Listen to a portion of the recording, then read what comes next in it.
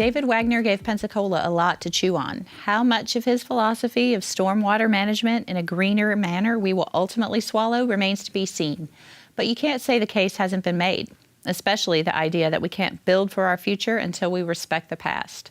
For a place that loves the past as deeply and fervently as Pensacola does, this remains a sticky wicket. For example, it should come as no surprise that gravity drives stormwater runoff toward downtown. Water, like many things, flows downhill, after all. This is something that everyone who has tried to settle this plot of earth over the last 450 years has had to acknowledge, or has ignored at their peril. In the mid-2000s, we were hot and heavy on redeveloping downtown waterfront space. Flush with FEMA money and a growing real estate market, we pitched plenty of plans and even built a few of them, while others fell by the wayside. Some called for retail and public space, others for housing. All included concrete, asphalt, and other impervious surfaces.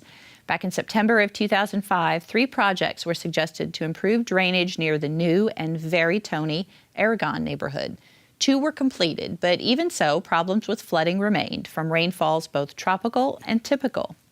Looking ahead a bit, we found a 2007 report that refers to recently found historical maps that show Cadets Spring used to run right through there, right toward the bay.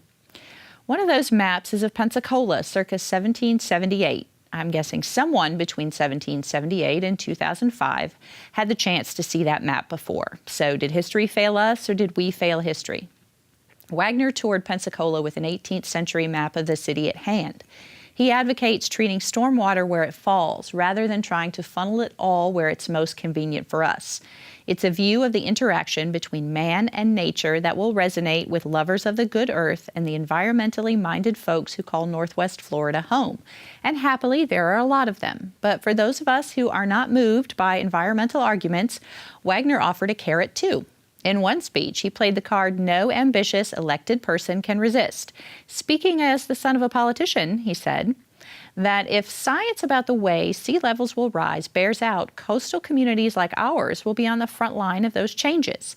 The leadership role Northwest Florida should play is significant, he said. If you here get knowledge about this, think about the leadership position you'd have.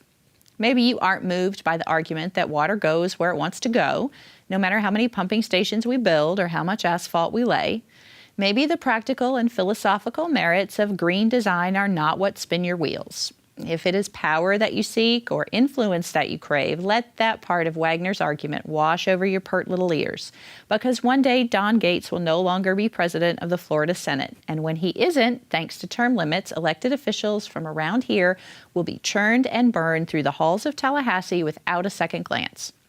We lack the population, prestige, and money that our brothers and sisters in Central and South Florida command. If we can develop an expertise in something besides being the poorest large county in the state, we can make our voice worth hearing. That would be the kind of thing you could take to the bank and the ballot box. So maybe it's time to consider putting some of the rebirth of our city on higher ground. There is plenty of room for infill housing in Belmont to Villers and the West Side, where Habitat for Humanity has used its neighborhood revitalization initiative to improve the existing housing stock. The old Blunt School property is a full city block that's a bike ride away from the Community Maritime Park. It needs to become something other than empty. Moving Pensacola's Progress to the west a tad would give us a chance to shore up the infrastructure under our feet before it washes out from underneath us.